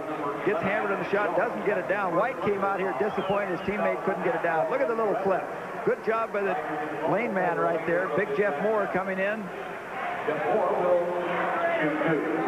Moore shooting 77% from the line. As we said, Auburn a good free throw shooting team. This is where you win or lose them. This charity stripe. The foul was on Anthony Jones. Jeff Moore, 77% shooter at the line. It falls. A lot of rim. Look at the tarp right there. He died with that one. 9 points now for Jeff Moore. That one doesn't go. Tip try, no. Person gets it back up. Chris Morris. No, Person got it. Oh, the Tigers staying with it. Boy, Person feeling it now. Turning to his fans from Auburn who are right back of him there, right in front of him, and urging them on. Well, the War Eagles simply staying with it on the offensive board. Have opened a 4-point lead. And they'll be at the free throw line. Well, that's the big difference right here as Moore misses the second free throw, goes up. Morris keeps it aligned. Person in there. Morris again with a shot, doesn't get it. And then Person up off the glass, and he's fouled. Lenny Wirtz coming in there making the call. Chuck Person on the free throw line. 3-point play. Chuck Person, he has 25. And it's a 5-point lead to Auburn with 1:34 to play. When the offensive boards have really hurt the running Rebels, particularly in the second half. Good smart play by Jones. Foul on Chris Morris. That's number 4 on Morris. Anthony Jones sitting on the floor in the corner. Larry Graham back in the lineup now for Nevada, Las Vegas. What's important about that is you're able to kill the clock as they're down by 5. Minute 28 to go. Jones, a little spin move there, got him up with a fake and then goes in. Now he gets a chance to get to and deaden the clock at the same time. Anthony Jones, who just missed 2 free throws, a 77% shooter, goes back to the line for the Rebels. He has 14 points tonight. He's the PCAA co-player of the year with Utah's Greg Grant. He was the tournament MVP, and boy, he misses again. And the Rebels have missed 4 straight free throw attempts. 62-57. That wasn't a shooting foul. No, they called it 1-1. A foul against Gary Graham, his 3rd. And with 1:16 left, Auburn up by 5, and the Tigers will go to the free throw line again. Both clubs in the 1-1, and on a held ball, the possession would belong to Nevada, Las Vegas. The Tigers of Auburn, strong down the stretch. At once down by 14 in the first half, have battled their way back here. And now, Gerald White steps to the line, a 6'1 junior from Augusta, Georgia.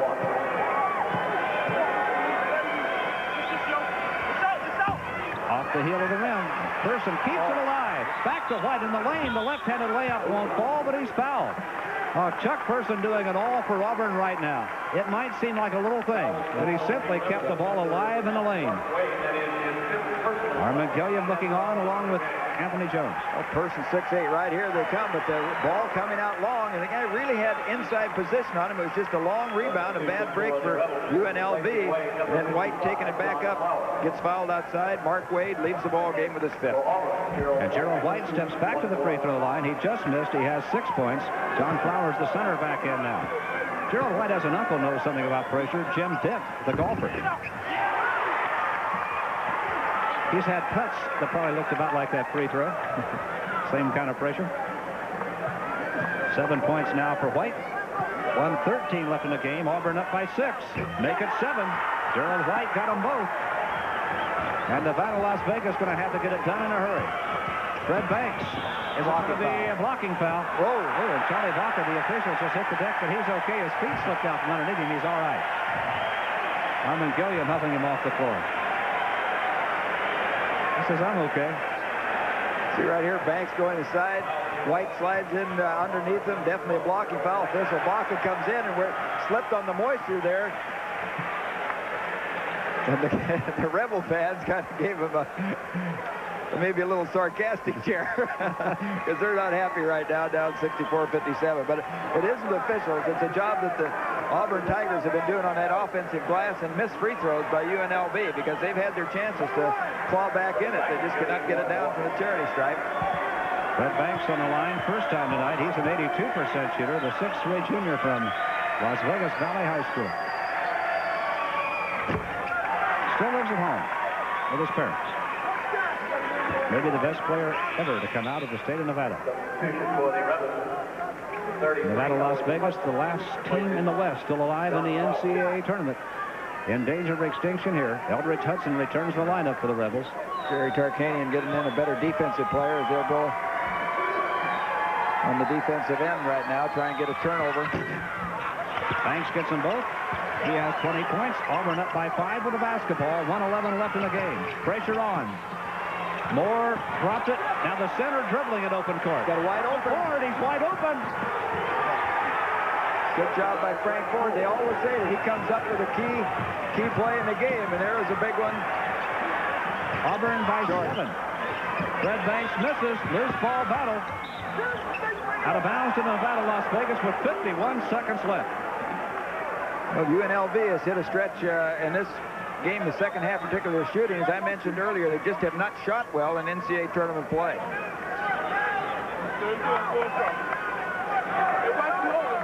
Nevada, Las Vegas just 5 for 10 at the free throw line. And it's really hurt them down the stretch. They missed 4 straight in one stretch here in the second half. To get some in, use some timeouts, deaden the clock. Anthony Jones down in the middle to Armin Gilliam, turnaround jumper. Now the Rebels having tough luck, Gary. Yes, they sure are. And the foul goes against Nevada, Las Vegas against Gary Graham. That'll be his 4th. 44 seconds left in the game. Auburn up by 7.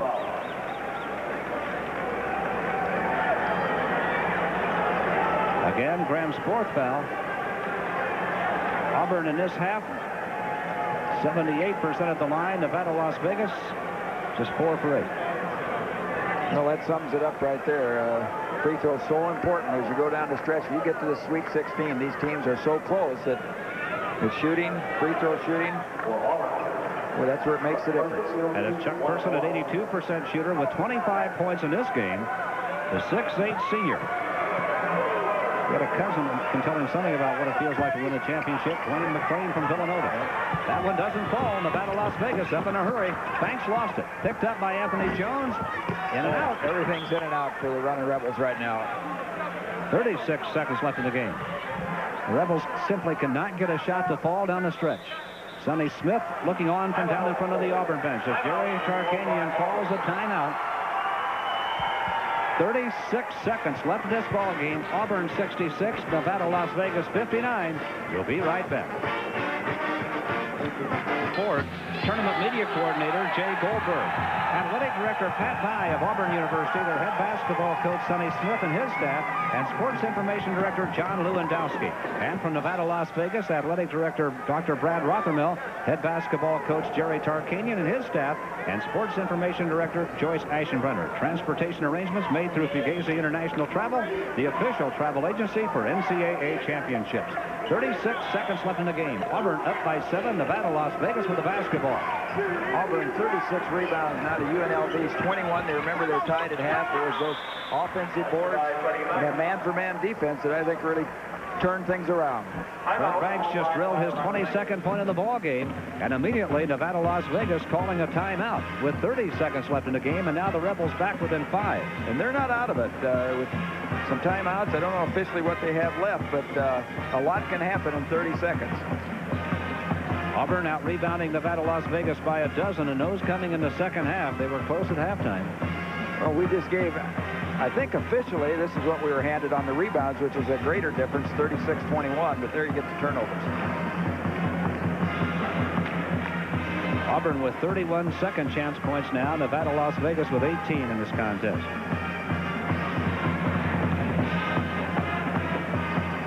The Nevada, Las Vegas cheerleaders, perhaps a little sad as it comes down to the stretch. The Rebels with another splendid season. 33-4 right now, but in grave danger of being closed out here. There are those second chance points we spoke of. Well, they need a break. They need to catch a foul coming in. You got to hope that Auburn misses. They can come down and convert, use a timeout again, and make the best advantage possible out of those 30 seconds. Nevada, Las Vegas now out of timeout. Sonny Smith of Auburn has one left.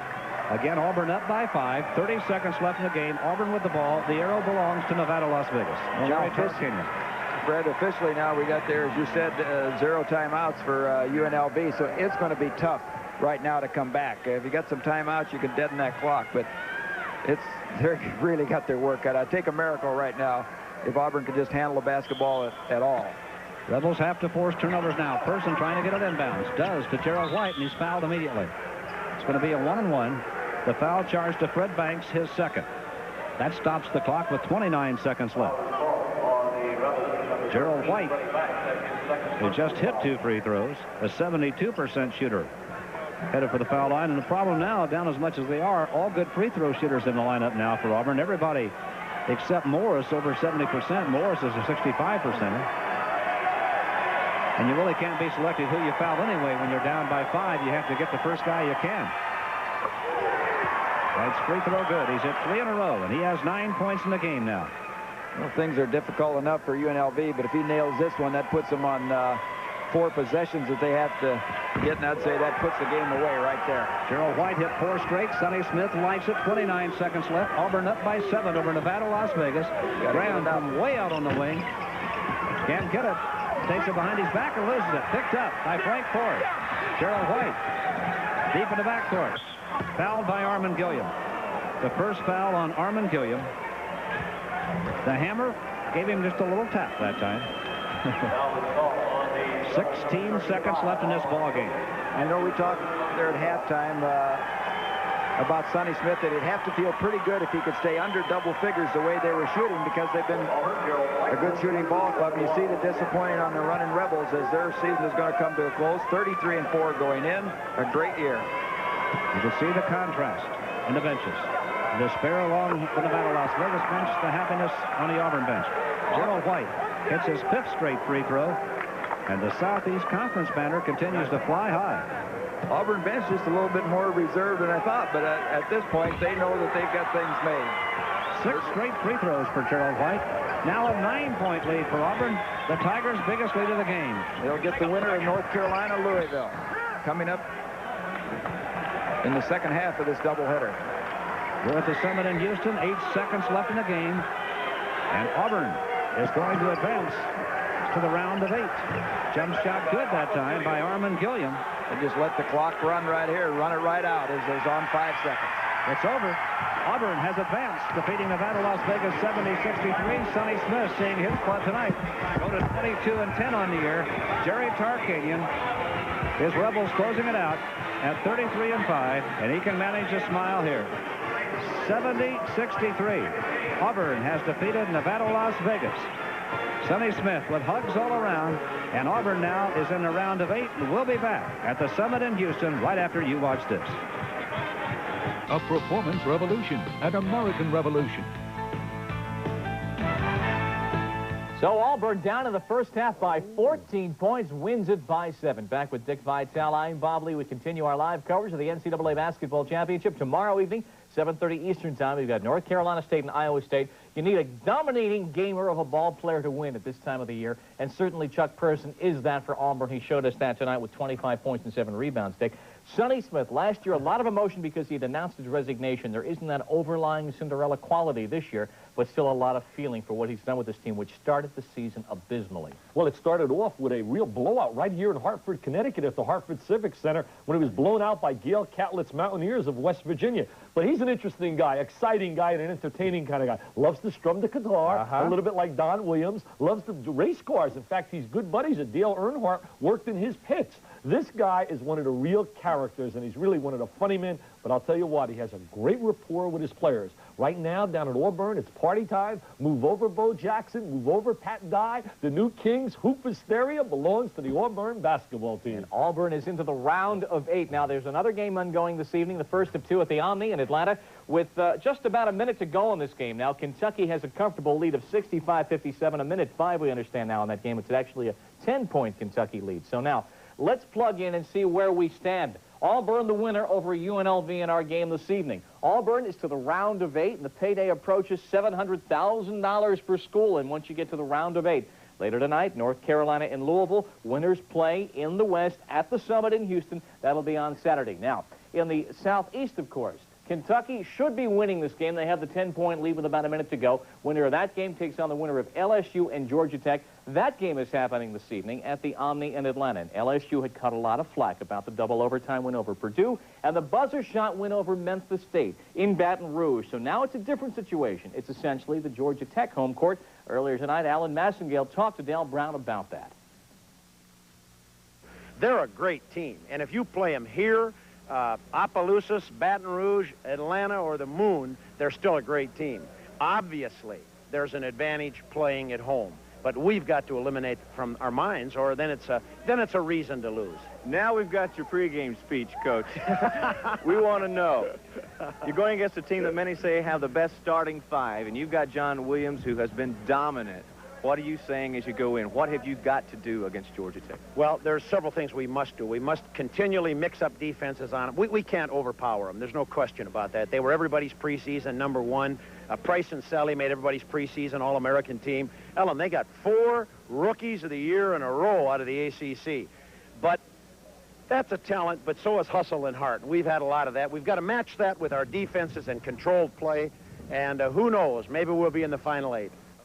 That guy can look down the barrel of a gun and find something to smile about. You know, Dale, at the Meadowlands in the East, and Cleveland State and Navy. This is the region with all the storylines developing. DePaul with their 12 losses, and the Vikings, of course, and David Robinson and Navy. In the Midwest, Kansas has to find a way to stop Scott Skiles and Michigan State. North Carolina State and Iowa State is our game at 7:30 Eastern Time tomorrow evening. So our game tomorrow night will provide an interesting coaching matchup. Johnny Orr's already proven the point against Michigan. Now he goes against Jim Valvano. Johnny Orr's national championship was beating Michigan. You better believe he was on cloud 9 after getting that W because he felt he never was loved at Michigan. He felt never appreciated. He wanted a big contract. They wouldn't give him the big contract. He went to Iowa State, and they rolled it out for Johnny Orr, and he's done a fantastic job. #2 team this year in the Big 8 conferences, and they've already knocked off the #1 team of the Big 10. So it's going to be a little testy in the summer on the camps around the Midwest about which league was best. It may have already been proven the Big 8 is. Hey, Bob, Jeff Grayer's an outstanding underrated player from out of Flint, Michigan. We talked about Flint, Michigan, and all the great players that are really coming out of Flint, and Grayer's one of your real surprise players in the nation in terms of recognition. He doesn't get any, and he really deserves it. Again, the final seconds of the Kentucky game, a comfortable lead for the Wildcats, so they'll be moving on to the round of 8. A reminder, tomorrow evening, 7:30 Eastern Time, North Carolina State and Iowa State at 7:30 Eastern Time, and we will be here for our final studio edition of the College Basketball Report next Monday at 7:30 Eastern Time. Then it's on to the Big D, and I'll see you there in the lobby. You'll be doing some lobby I'll be working in that lobby. Hey, I'm going to write also down there for the Dallas Times-Herald. Big scribe now. You better be good to me. Okay, it's on to Dallas Destination Dallas. We'll see you tomorrow night, 7:30 Eastern Time.